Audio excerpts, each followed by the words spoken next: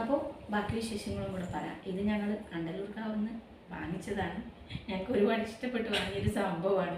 അവിടെയുള്ള പിന്നെ മിക്കവാറും ഒട്ടുമിക്ക സെയിലും നടക്കുന്നത് എങ്ങനെയാണെന്ന് വെച്ചാൽ, ഞങ്ങളുടെ അടുത്ത് അവിടുത്തെ ഒരു നാട്ടുകാരൻ തന്നെ പറഞ്ഞു, അവിടെ 10 രൂപ മുതൽ സ്റ്റാർട്ട് ചെയ്യുന്ന ഒരുപാട് കാര്യങ്ങളുണ്ടായിരുന്നു. അല്ലെങ്കിൽ ഫുഡ് 10 രൂപ മുതൽ ഐസ്ക്രീം ഐറ്റംസ് അങ്ങനെയുള്ള കാര്യങ്ങൾ. പിന്നെ അതിൻ്റെ കൂട്ടത്തിൽ നമുക്ക് ഭയങ്കര ഒരു ഇഷ്ടം തോന്നുന്നു കുറേ കമ്മലുകൾ 10 രൂപ മുതൽ 10, 20, 30 ആ റേറ്റിൽ പോകുന്നത് മുതൽ 100 വരെ ഉള്ളതുണ്ട്.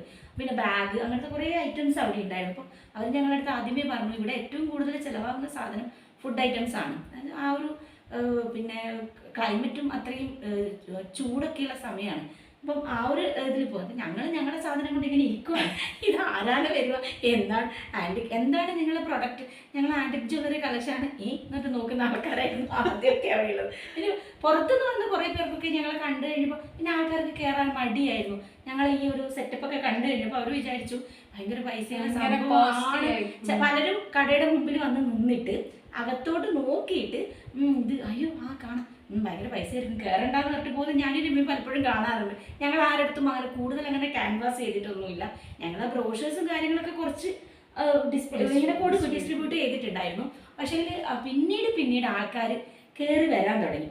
അപ്പോൾ വന്നവരൊക്കെയും എനിക്ക് തോന്നുന്നു കൂടുതലും അങ്ങനെയാണ് നമുക്ക് കസ്റ്റമറെ കിട്ടിയതെന്ന് തോന്നുന്നു. വന്നവരൊക്കെ ഈ റേറ്റും കാര്യങ്ങളും പിന്നെ അതിൻ്റെ ഒരു ക്വാളിറ്റിയും കണ്ടു കഴിഞ്ഞപ്പോൾ അവർക്ക് വിശ്വാസമായി ഇത് ശരിക്കും നല്ല പ്രൊഡക്റ്റാണ്. നമ്മളെ ഷോപ്പിൻ്റെ പേരൊക്കെ എല്ലാവരും ശ്രദ്ധിക്കാൻ തുടങ്ങി.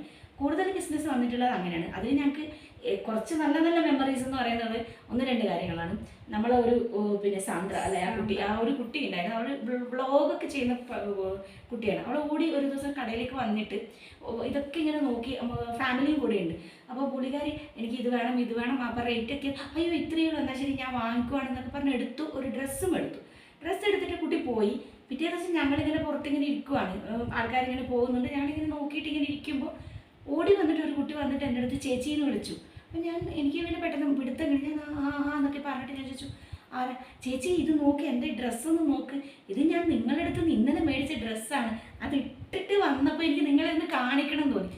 എനിക്ക് ഭയങ്കരമായിട്ട് ഒരു സന്തോഷം തോന്നിയ ഒരു സമയമാണ് ഞങ്ങളുടെ ഒരു പ്രൊഡക്റ്റ്. അത് ആ കുട്ടി വന്നിട്ട് ഇട്ടിട്ട് കാണിച്ചിട്ട് ഓടിപ്പോയി.